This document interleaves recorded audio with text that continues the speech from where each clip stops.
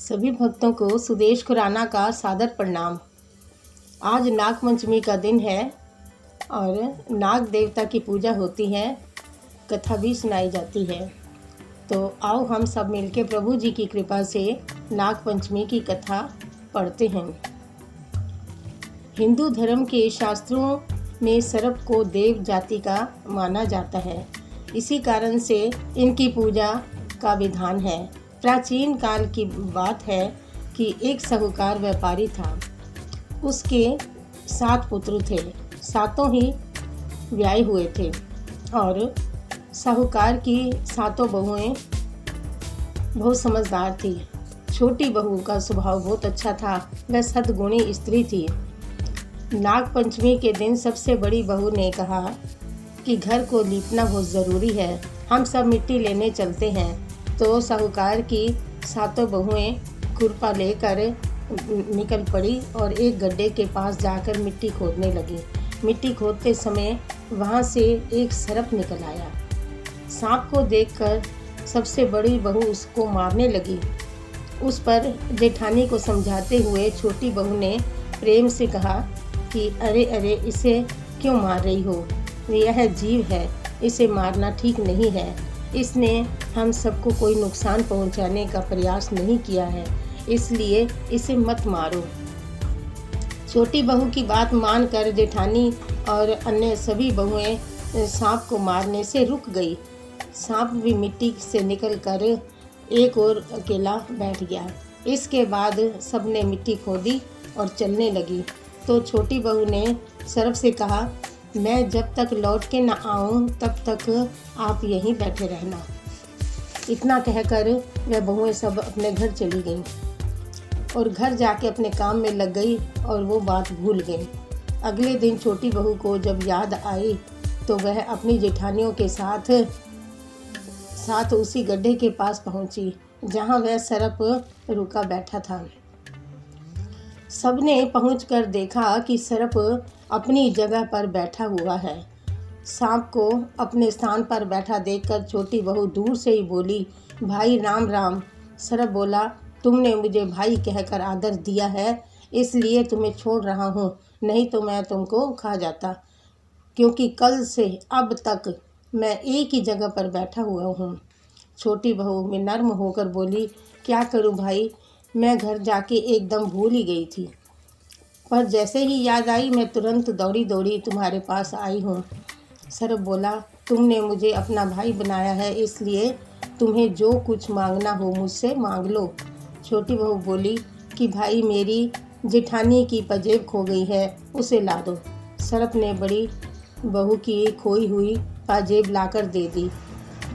अपनी खोई हुई पाजेब पहनकर बड़ी खुश हुई और वे लोग घर चले।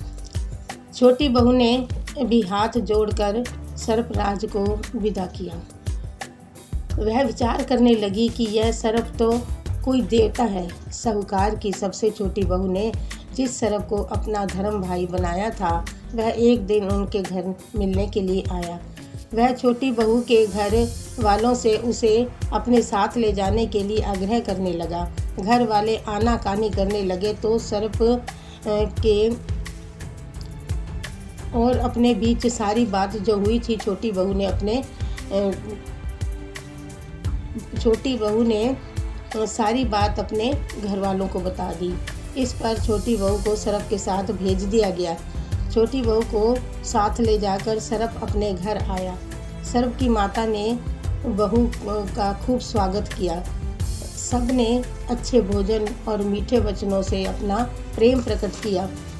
एक दिन सर्प की माँ छोटी बहू से बोली, मैं घूमने जा रही हूँ, तुम अपने भाई को इस गर्म दूध को ठंडा करके पिला देना। छोटी बहू दूध को ठंडा करने वाली बात भूल गई। उसने गर्म दूध ही उठाकर सर्प भाई के आगे रख दिया।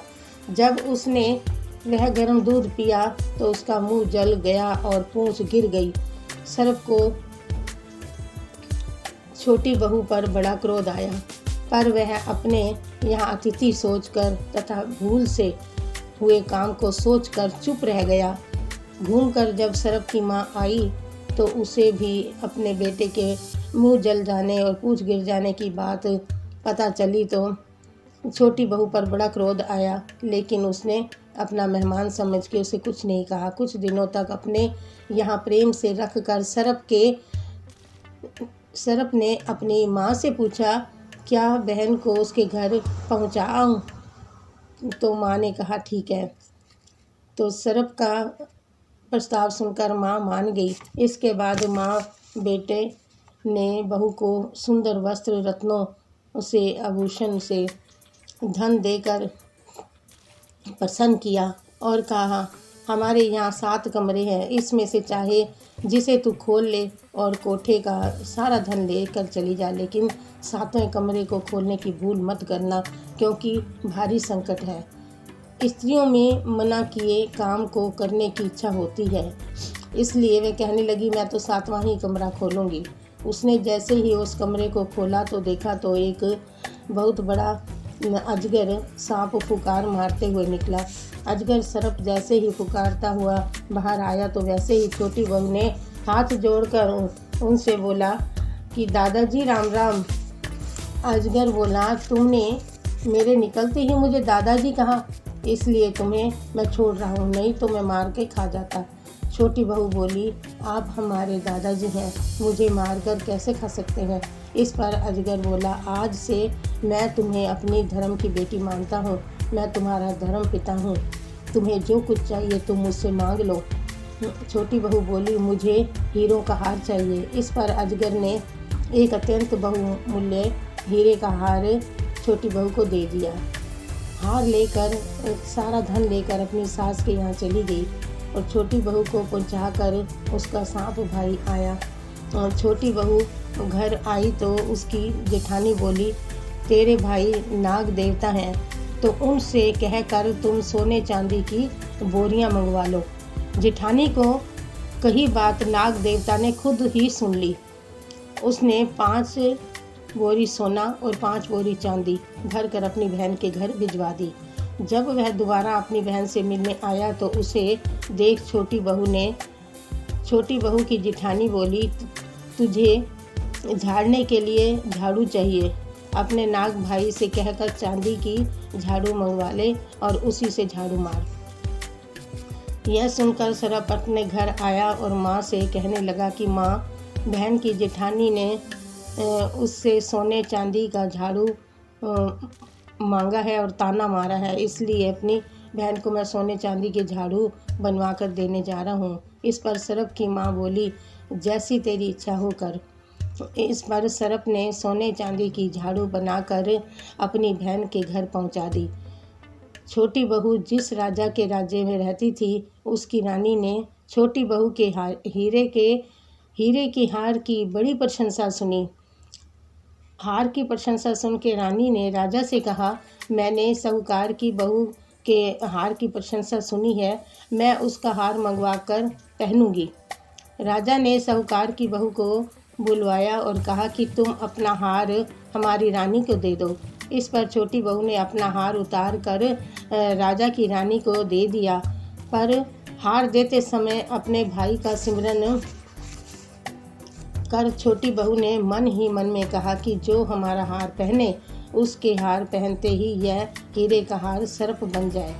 तब जैसे ही रानी ने छोटी बहू का हार पहना, वह हार तुरंत एक डरावने सर्प में बदल गया और रानी के गले में काटने लगा। इस पर राजा की रानी रोने लगी और राजा से बोली, साहूकार की छोटी बहू मेरे ऊपर जादू टोना कर गई है। राजा ने छोटी बहू को बुलाकर बोला, क्या तुम मेरी रानी पर जादू टोना करके गई हो?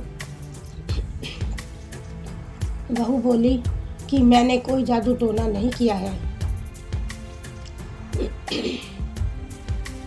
मैं जादू टोना करना नहीं जानती हूँ। यह हार मुझे सर्प द्वारा उपहार में मिला है।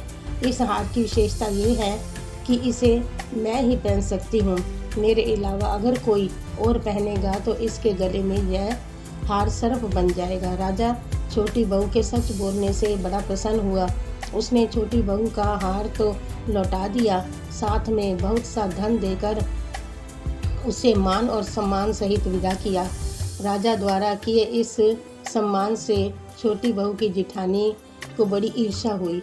उसने ईर्ष्या से जल कर बहू के पति को सिखाया, भड़काया।